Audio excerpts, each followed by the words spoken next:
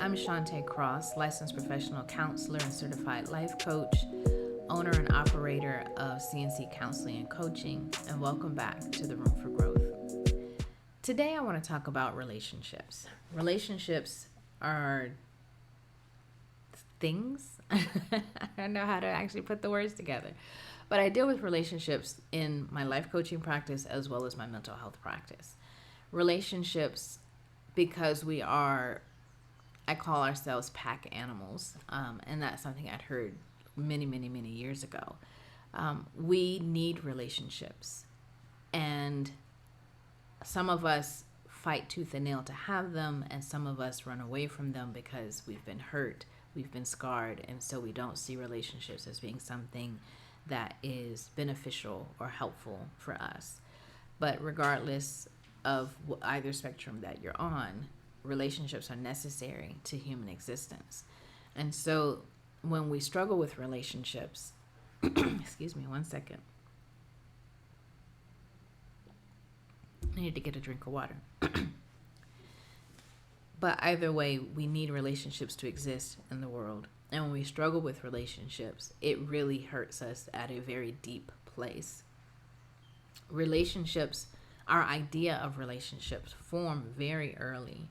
And this is a conversation I have with clients all the time. Sorry, excuse me. It's the conversation I have with clients all the time.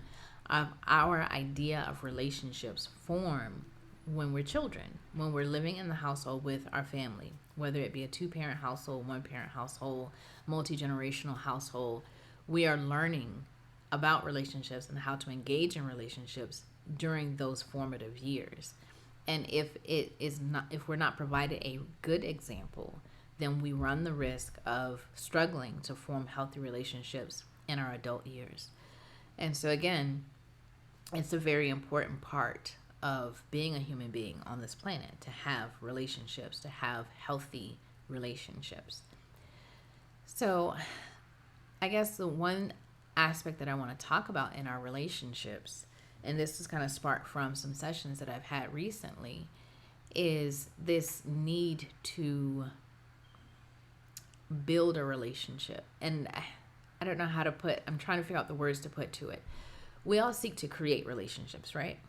But when we grow up or again have unhealthy relationships throughout our development, we can seek to create, our relationships. And when I say create, I mean, okay, this person is something I can mold, I can shape, I can form it into what I feel I need to feel safe.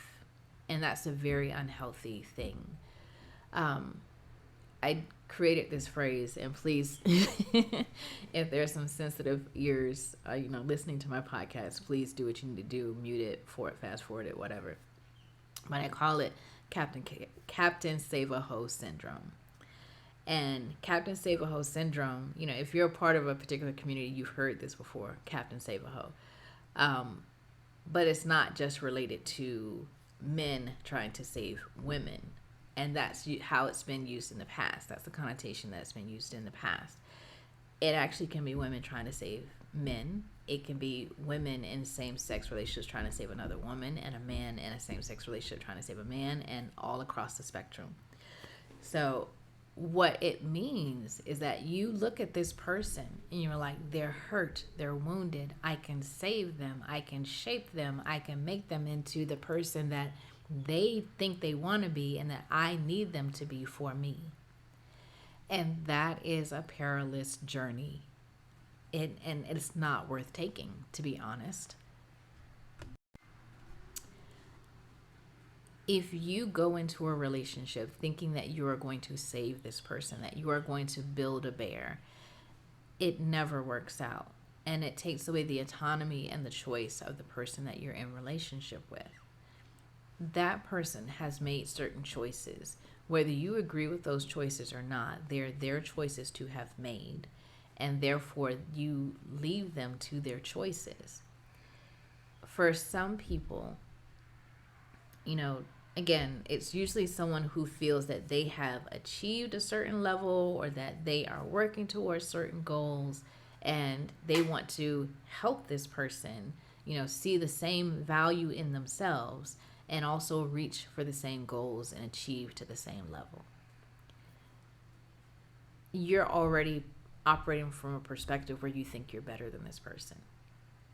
If you feel that you're better than this person, it is very easily going to come across as being condescending. It's going to come off as, you think you're better than me. That's never an equal playing field for a relationship. You're also, again, not taking into account your personal hurts and why it is that you feel that you need to build a bear or save a hoe. What is it in you that makes you feel as though you are qualified to tell this person how to live their life? And what hurt are you trying to protect yourself from?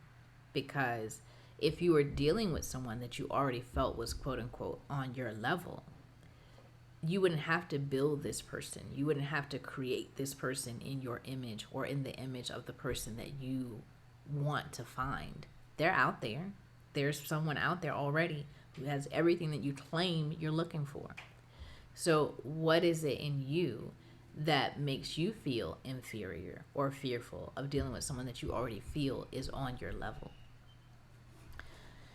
That's just an interesting situation that I've, again, come across many times in my profession.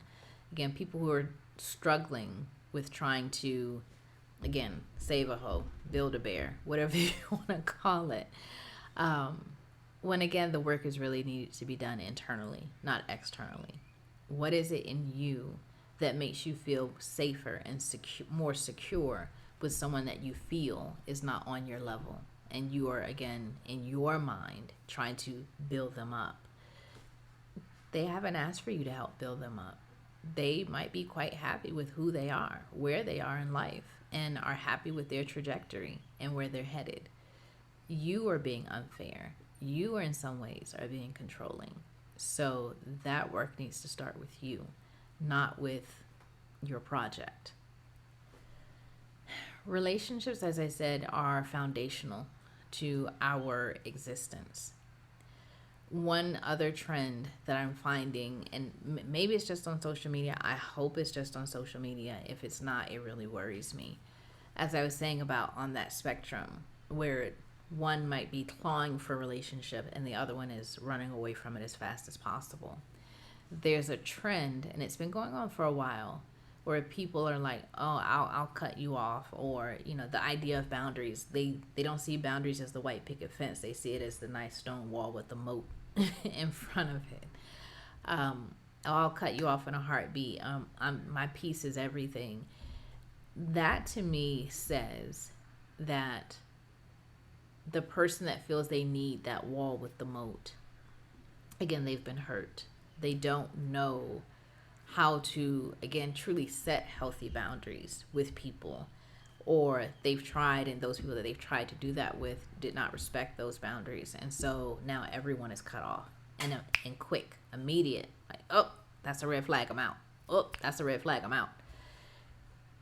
There's a happy medium.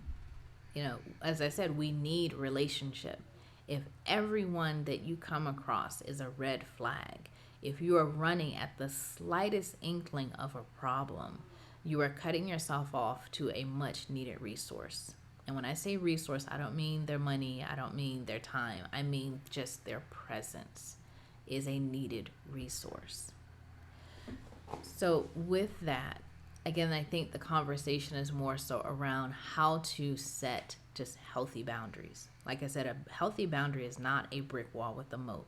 It's a nice little, this is my mental picture, nice little white picket fence with the gate that swings both ways. And if they can adhere to the things that you need in a relationship, and I'm trying to be very careful because I don't want to make this very black and white, and I don't want to head off in the wrong direction.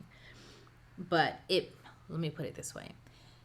The picket fence is the rules of engagement. If you can adhere to the rules of engagement, you are welcome to cross that picket fence. So someone may say their boundary is, I will not tolerate being verbally disrespected. And then what that verbal disrespect looks like, swearing, calling out your name, raising your voice unnecessarily. And I say unnecessarily because, if you're watching a football game, there might be some screaming, not a problem. But if you're in my face and you're yelling at me, that's a problem. So raising your voice unnecessarily. Trying to think of some other things. For me, any type of physical abuse is a no-no automatically. So if you're touching me in a way that is not loving, game over. And that you might get a brick wall for. So no white picket fence there. That you get a brick wall for. But then those are the rules of engagement. That's your white little picket fence. If they can adhere to those, they are welcomed in. Come on in. Not a problem. Glad to have you. If they can't, they find themselves on the other side of that picket fence, and that little, gate that swings back and forth is locked. You're not allowed in. Or, again, maybe they're just kept at a further distance. Maybe they're on the curb versus at the gate. Like, you can wave hello at them, but they're not welcomed into the inner sanctum. That is what boundaries are. It's not, one mistake, you're out. And, again, you get the wall with the moat. You're not allowed in. Another thing that I've discussed about boundaries, and this is, again, sparked by what I've seen on social media and what I've heard my clients say in session, is that, if they don't respect your boundaries, then, they don't love you and they're out. There is a such thing as human learning. If you have never set boundaries before, and to say, well, I've laid down the boundary and you're not listening, you're not doing what I said, and you're doing this and you're doing that. Well, you haven't had boundaries. You're 30 years old. You haven't had boundaries in the last 25 years, 28 years. And now you're saying that I have to behave this way. Well, it's going to take some learning. It's going to take some reaffirming and reasserting of those boundaries for people to understand what the boundary is and to believe that you're serious. Because over all this time, you haven't said that there've been rules of engagement. You've allowed me to walk all over you, say whatever I want, do whatever I want. And now all of a sudden, there are these boundaries. Well, give me a minute. Let me learn the new you. Let me figure you out. And again, that's if there isn't major damage being done. Like I said, there are some things that will get you the brick wall. Abuse of any kind. No, you don't get to learn to not abuse me. But again, if you were loaning me $20 every week for like the last 10 years, and now I asked you for $20 this week, and you were like, no, I'm not giving you the $20. And you're like, what? Huh? What? No $20? And then it's like, oh, okay. But because it's been consistent, every week for the last 10 years, I'm going to try you again because I need this $20. So it's like, okay, she said no. Let me try her tomorrow. Okay, can I get the $20? Again, you say no. I'm like, oh, crap, maybe she's serious. But I'm going to ask one more time. Can I get that $20? And you were like, no. Oh, man, she really is serious. Okay, well, I guess I'm not getting the $20. Let me move on to someone else. That is human learning. That is how we figure out the world around us, especially when there's change. You test that change to see if it's permanent and if it's real. So I say all that to say is that we have to be patient with the people in our lives about certain things. Again, I don't want anybody to misquote me and say, oh, well, she said, no, abuse is never acceptable. Verbal abuse, emotional abuse, physical abuse, financial abuse, never acceptable. But if you're starting to come into your own, figure out who you are, what you need in life, and now you have these different expectations and requirements of the people in your life, you have to give them time to adjust. It's not cut off the relationship, it's over, let's move on. Again, we need relationships to survive. We need those connections in our life for the good times and the bad times. If you get a promotion or something great happens in your life, you want to be able to celebrate it with people. When something bad happens in your life, you want to be able to call on your network, your support, to support you through that difficult time. Another thing that kind of bothers me about relationships, kind of in the same vein, is when people find their friends that are in need as exhausting. I do understand, again, this goes back to I need to protect my peace. I do understand not wanting to always be the friend that's called when something bad is happening. I do. I get it 100%. You don't want to be the one that actually has to sit and listen to the bad things all the time. But emotional support is one of the reasons why we seek out relationships. It's a must. It is a must. When people come to therapy or even coaching and say, well, I came because I don't want to burden my friends with my problems, or I don't want to be the one that's always, going to my friends because something bad is happening. It breaks my heart because basically now I'm your paid friend. Your friends should be people that you can talk to when things are rough. They should be people that you can turn to when you are hurting. And if you can't, you need new friends. Real talk. If you can't, you need new friends. You should not have to pay someone to listen to you simply because you're hurting. Now, again, I'm a life coach. I'm a therapist. I'm here for it all. I'm here for it all. But your friends can pick up a lot of that slack. It's when it's gone beyond, I just need someone to talk to. That's really when you need a therapist. Like, okay, I've been dealing with this thing. I've, pulled on my support. It's starting to cause certain issues in my life. I've used all the resources I have at my disposal and it's not working. Let me seek out a therapist. It shouldn't be because I don't want to burden my friends, or my friends, they aren't the type of people I would tell these things to. That's sad. And again, like I said, it breaks my heart for people who have to seek out therapy because they don't have anyone to talk to. And they'll list out their friends. They have like a little friendship network, but they can't talk to their friends about how they're feeling. So we have to be willing to engage in that ebb and flow, that give and take in our relationships. If someone is hurting, if someone is sad, if someone's going through any type of difficulty, because we want to be there for the good times, we have to be there for the bad times. It can't be, no, I don't want to hear it. I don't want to hear it. I understand we all have our own stuff. I understand we all have our own stressors. I understand we all have our own ups and downs. But that's when, again, you call on your friends to discuss when things aren't great and to celebrate when things are great. I just see a lot of things happening in relationships in America specifically that it's just unhealthy. And with all of the stressors that are going on in the country, you really need that support. I've encouraged clients to seek out and build network in their community for various reasons. I have clients that are worried about the global stuff that's happening. Excuse me, as I readjust. That are happening in the world. And, they're like, well, don't know where the country's going. We don't know, what's going to happen, with the next election, who's going to win, and the trajectory that puts the country on. One thing that you can do is reach out to your neighbors, reach out to your network. If you really think the country is going downhill to that extent, you're going to need a network. You're going to need friends. You're going to need family. And the American system is really good at cutting people off from each other. The fact that you work so many hours, the fact that, homes are not really built in a way that elicits community. Yes, you can go into the suburbs and they might have little parks and houses are built next to each other, but how often do neighbors actually go next door to talk to their neighbor these days? The fact that you have to drive everywhere versus being able to walk down to your local shop, walk down to your local store. Thank you, Walmart.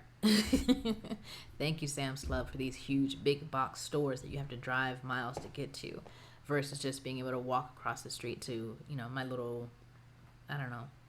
little shop of whatever sort. It's just, the country is built to separate. And with that, you have to work harder to build community, to build connection. But I'm going to leave America and its problems alone for the moment. You have to build those networks. You have to build that support, whether it be just for your own personal, like emotional support, or support in the case of a crisis, whatever. You need people. And that's kind of the point of what I'm trying to say. We need each other. So finding ways to connect versus finding ways to separate is what we need. Again, for our own mental health, physical health, emotional health, even financial health. Though, I think, again, I said I wasn't going to talk about America. But, American, it's pull yourself up by your bootstraps mentality. The most successful cultures are cultures that tend to be more interdependent. They tend to, again, be able to reach out and say, hey, we're looking to buy a new home. All the family comes together. They probably already all live in the same house. And they put their funds together and they buy a new home, maybe even a couple of homes, as the family begins to grow. So it's interdependence that we need, not independence. But that's just my opinion on that. And there is mental health studies and research that says we need each other, but those aren't really talked about much in the media, of course. It's all about independence, pull yourself up by your bootstraps, and it's killing us. Slowly but surely, it is killing us. I'm going to take a short break for just a little commercial. C.L.C. Counseling and Coaching. I am the owner and, as of right now, sole practitioner of C.L.C. Counseling and Coaching. I provide life coaching and mental health therapy support. I am a certified life coach as well as a licensed professional counselor, which is a licensed psychotherapist. I am licensed in the state of Virginia. So for therapy services, my clients must reside in the state of Virginia, but I provide support for depression, anxiety, relationships, stress management. For the life coaching, I can see you wherever you are in the world, whether you're in the U.S., whether you're in Virginia or Los Angeles or Hong Kong in Suva, Fiji, wherever you are in the world, I can support you through life coaching. My life coaching services are built around, again, you reaching whatever goal that you have for yourself in life, whether it be better relationships, whether it be managing stress, whether it be a career change, whether it be living life on vacation, which is one of the packages or programs that I provide that's built around living your best life that is stress less, not stress free. We're human beings. We live in the world. There's going to be some stress, but creating a stress less lifestyle, whether it be staying in your own hometown, or again, if you have this bigger goal of living on the beaches of Fiji or living on the beaches of Phuket or in the jungle of Costa Rica. If that is how you envision living your life on vacation, I will do my best to help you get there. So again, services provided by C.L.C. Counseling and Coaching, which is myself, Chanté Cross. Now back to our discussion on relationships. Another thing that gets me is family relationships. I think that's one that people tend to struggle with the most and are quick to cut people off the most. Well, it's kind of a mixed bag. And when I say a mixed bag, there are some people that sacrifice quite a bit for their family to the point where they are giving more of themselves than they really have to give. And then there are some that are like, nope, and I've been dealing with these people all my life. They are terrible and I'm never talking to them again. And as I said, abuse is never acceptable, even from family. So if it's verbal abuse, physical abuse, emotional abuse, financial abuse, build your wall. If that's what you need to feel safe, build your wall. But if it's, oh, my mom's so controlling. Oh, my dad, he's so stuck in his ways. Again, don't have to cut them off. Going back to our picket fence, with our little gate that swings back and forth. If they can respect the boundaries that you establish, you can have the relationship that you want to have, but you have to try. You can't say, oh, well, they're stuck in their ways. They're never. You have to try. You have to be willing to communicate the boundary, reaffirm the boundary. These are people that have known you your whole life, and they've been able to do and say whatever they want your whole life. So there is going to be a transition period. There is going to be a learning curve. If they are willing to try to adhere to your boundaries, that relationship is worth keeping. Because, again, and I'm speaking very generally, every family is different. But for the most part, when things hit the fan, those people are going to be there for you. And again, speaking very generally, I'm not talking about those that are dealing with childhood trauma. I'm not talking about those that are dealing with abandonment. That is different. But if it's just, again, my mom is trying to control everything I do. My dad, he's so stuck in his ways. You don't have to cut them off. Oh, they're toxic.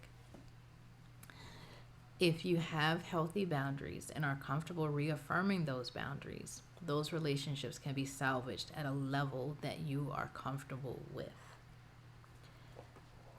I'm trying to think, excuse me, if they are demanding of your time and they want you to come over all the time to help with this, to help with that, to help with this, you can say, hey, I have a life. Again, choose your words carefully. Please do not say exactly what I'm saying. Please do not. But something along the lines of, I have a life. I will try to come over at the end of the week, or based upon my schedule, I can come over every other week and be whatever support your parents need you to be, if you feel comfortable with that. Boundaries are all about what you feel comfortable with. I tell people, you need a boundary if you begin to feel uncomfortable. If you begin to feel stress, there's a need for a boundary there. So if you're not feeling uncomfortable, if there is no stress being felt, then you don't need a boundary. But if they say they need you over every day after work and you're like, that's too much. I have a job, I have a family of my own. I can't come every day after work. You've recognized you need a boundary there because it makes you uncomfortable. It makes your life harder. So compromise. Well, I can come over once a week on Saturday for a couple of hours. Again, I need to get back home for my own family, whatever the case may be. You start looking at how to create and assert that boundary. Again, not every relationship has to be cut off at the neck. Not everyone has to go away in order for you to feel comfortable. It does require, again, relationships require a little ebb and flow and a little give and take. You can't have a one-sided relationship. You can't be just the receiver of the good things and then push away the difficult things. That's unfair and it's unbalanced. You need to be able to balance the relationship as best you can, where there is a give and take and an ebb and flow of all things good and all things difficult. It's how relationships work. If it was all good, I don't know, maybe the world would be a better place. I don't know. It would be nice to only have great things happen in your life and only great things to share with the people around you. But that's not how the human existence works. Well, that is our time for the Room for Growth. I hope this information has been helpful. I hope I didn't ramble on for too long. Relationships are very important to me because, again, I see where people are cutting off relationships too soon for the sake of what they feel is their own preservation of, again, their peace. I see where people are doing way too much in relationships, again, trying to form and shape people into who they want them to be in order to control as a means of protecting themselves from some perceived hurt, or shaping relationships because they didn't have what they felt they needed when they were younger. That's not your partner's issue. And they can definitely love and support you through your healing of that, but they can't fix that for you. And like I said, relationships, we need it. We need them. We cannot exist in the world without them. We need them. So creating your boundaries, being able to communicate what you need, it'll help you have healthier, happier relationships. But C.N.C Counseling and Coaching, you can look us up at www.Chanté, that's CHANTE, Cross, CROSS.com. Again, that's www.Chanté, CHANTE, Cross, CROSS.com. And I look forward to talking to you again in the Room for Growth.